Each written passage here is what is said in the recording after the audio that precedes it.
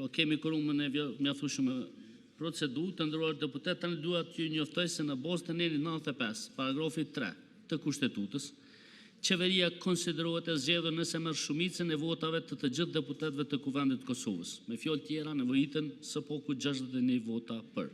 Prandaj së Republikës Kosovës. Votojmë tash.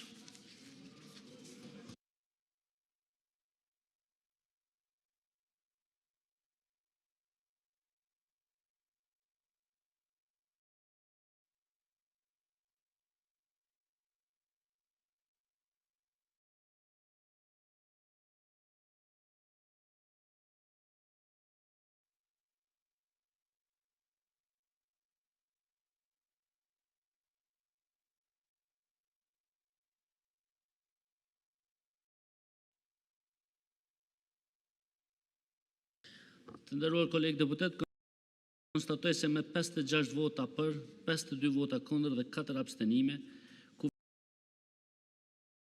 Kuvendi nuk e zgjodhi qeverinë e Republikës së Kosovës.